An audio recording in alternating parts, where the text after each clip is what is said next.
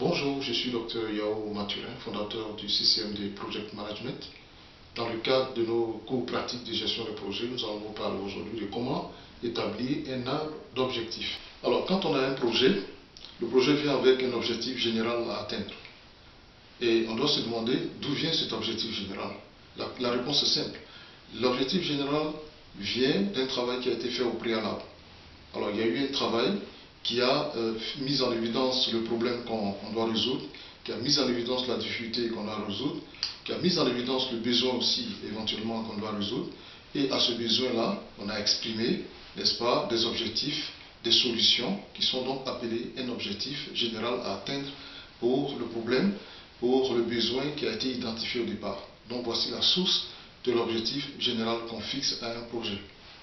Alors, une fois qu'on a cet objectif général, ce qu'on fait d'habitude, c'est de vouloir maintenant découler donc des objectifs spécifiques, et ces objectifs spécifiques ou alors objectifs opérationnels, on va les joindre à des activités. C'est en ce moment que va intervenir cette technique qu'on appelle la technique de l'arbre d'objectifs. Eh bien, pour utiliser cette technique, eh bien, elle ne va pas se faire tout seul, de façon individuelle, elle va se faire en équipe. Donc c'est un travail d'équipe. Au cours d'une réunion, nous faisons des sous-groupes d'individus à qui nous donnons l'objectif général. Et cet objectif général va être débattu dans les sous-groupes pour que chaque sous-groupe sorte un certain nombre d'objectifs spécifiques. Après le travail des différents groupes, des différents sous-groupes de réflexion sur les objectifs spécifiques, on fait un travail en plénière où tout le monde se retrouve avec les objectifs spécifiques qui ont été déterminés par chaque groupe. Et ces objectifs spécifiques maintenant vont être regroupés selon leur ressemblance et selon leur lien avec l'objectif général. Et une fois qu'on a cela, on a donc notre pool d'objectifs spécifiques. Après cela, on va déterminer pour chaque objectif opérationnel, on va déterminer des activités bien spécifiques qui vont avec ces groupes d'objectifs opérationnels. Comme vous le voyez sur le tableau ici, j'ai au départ donné un objectif général.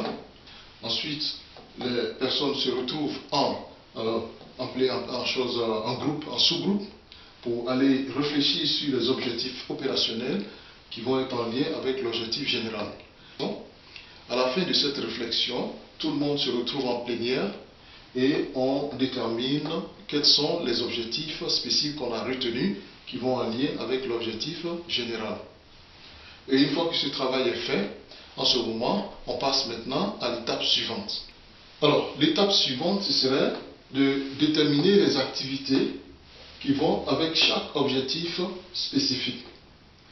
Pour chaque objectif opérationnel ou objectif spécifique, on va déterminer les activités qui vont avec.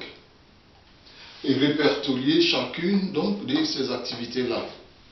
Et faire les liens, bien sûr, entre les objectifs spécifiques et puis les activités.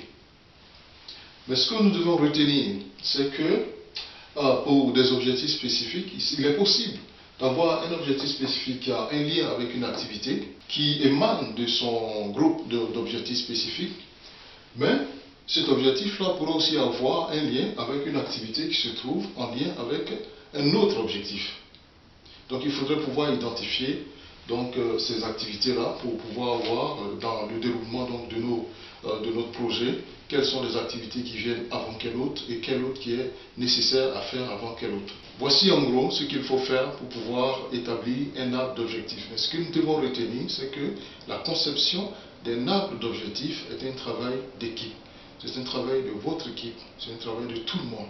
Il faut y associer tout le monde. Voilà, nous sommes à la fin donc, de ce module-là, de ce module pratique. Pour ceux qui sont intéressés à avoir plus d'informations sur ce cours, vous pouvez visiter notre site web.